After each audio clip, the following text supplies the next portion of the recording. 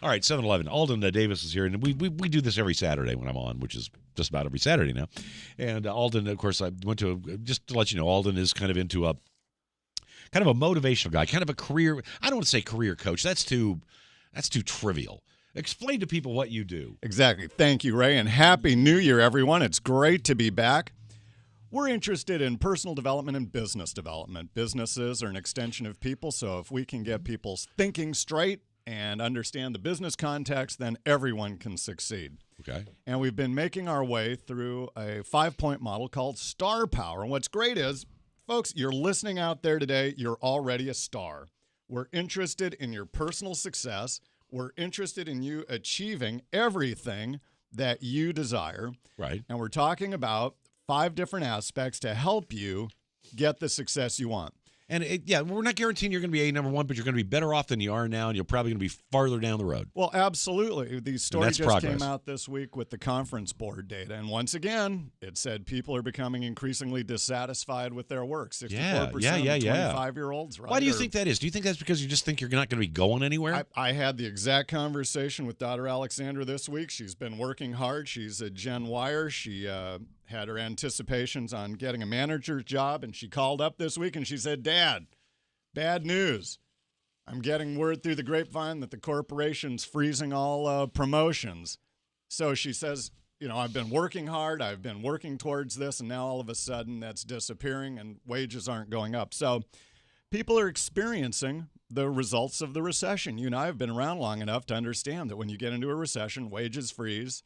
Yeah. The hiring freezes. All of a sudden, people feel like upward mobility is disappearing. And that's where the dissatisfaction comes from, right? I'm not going anywhere. I'm showing up for work. Exactly. That's what happens. Clutching my paycheck. So we're going to be talking about, in the midst of this environment, how do we continue to thrive? Because the world is not ending. We just need different strategies for success. All right. We're going to help put you on hold for a minute. We got to do sports, and then we'll come back. Alden Davis is here. Website is? myvaluetree.com, and go out there and print off a copy of today's model. Click on the WTIC logo. See it right here. It's 7:14. Back in a minute. All right, thanks, Scotty. 7:21 on WTIC. Sam coming up with the 5-day forecast in a minute. Sam Perry, but with us for a few minutes this morning. Alden Davis is with us. And yourvaluestree.com is his website. And Alden is here. We just each week kind of get into his program, and there are 5 points, and he kind of works it all up. And what are we working on today, Alden? Well, the last time we were together, we worked on accountability. And as we go into this new year, 2010, so glad you're listening with us this morning, because thank you. We're going to be talking about this idea of accountability and goal setting, which is going to give you a leg up on everyone who's not listening this morning. So we've been through the 5 A's. We talked about the journey beginning with our aspirations. Then we talked about our achievements and our associations and our accountabilities.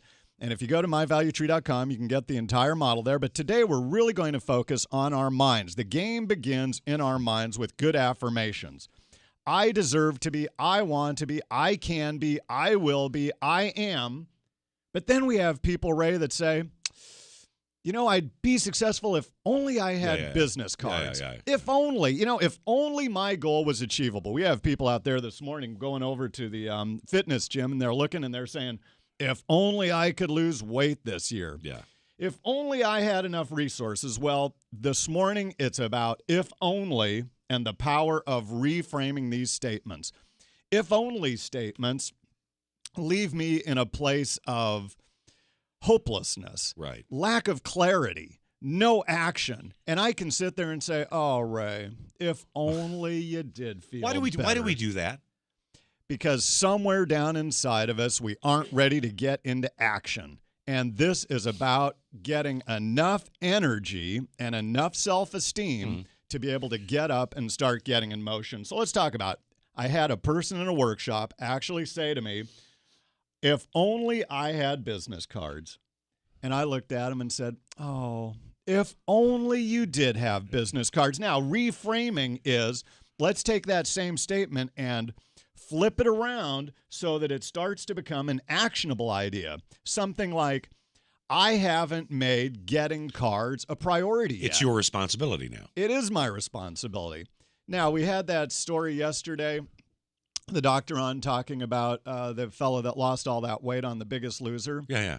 Okay, that guy could have said, "Oh, if only I lost weight," but he reframed the issue. Remember, the doctor said the guy had a real Tony had a real fear of needles. Right. Right. Yeah. If only I don't get diabetes. Well, let's reframe that statement. I don't want to be getting diabetes and having needles all the time. Okay. Right? Now, once I start to make a statement like that, it starts to change my mind around. People will say, if only I had enough resources. Well, here's a way to reframe it. Given my commitment, I need to adjust how I spend my resources. These reframing statements starts to put the responsibility back onto me, and it turns it into an actionable goal. Well, it also gives you the power. Statement. It also gives you some power. Boy, we have got to start empowering ourselves, especially, folks, if you've been sitting out there and you're looking for a job. I talked with a person recently who's been at it for a year now. Oh, yeah. You can start to become dispirited. Your will can start to become weak. And we're here to say this morning, it is time to pick up and get back in the game. I know that's easier said than done. I struggle with this as well. But let's remember, I deserve to be. I want to be. I can be. I will be. I will be thinner this year. Now, I have not put a plan in place to be thinner. So let's break it down into more achievable, smaller goals. So, for example, what would I do if that's what I wanted to accomplish? Well, let's talk. If it's just about weight right there, right. People will say, they put these huge gains up, even if it's a 30-pound gain loss. That can be an intimidating number. Good way to start is let's hang up the outfit that you want to get into. Okay. But it's not just that outfit. There are probably 2 outfits before that that you need to fit into. Yeah. We're going to break a small step would be I will reduce 1 full-strength soda today, right? We're going to break this down into smaller, more doable little actions that we can actually develop a track record of success. Yes. We want to develop a track record of success. Okay. It's just like running. You can't, for me, I couldn't run an 8-minute mile when I first got on the treadmill. Okay, so I was running a 12-minute mile. Now it's like, okay, I did it. I'm running. Hey, great. You're doing 12 minutes? I'm at 12 minutes. I'm great. So now next time I get on, I think, well, let me just try to tweak it up a bit. So you just keep moving faster and faster, small incremental goals. People will say, if only I had enough money, if only I had enough money to start my business. Well, reframing it would say, I haven't figured out how to find new sources of money. By reframing it, it starts to put me in charge of small, actionable goals that gets me in direction. A few years ago, a good friend, Sue, was saying, love to get to Europe. Boy, if only I could get a trip to Europe. Yeah. I said, Sue, do you have a passport?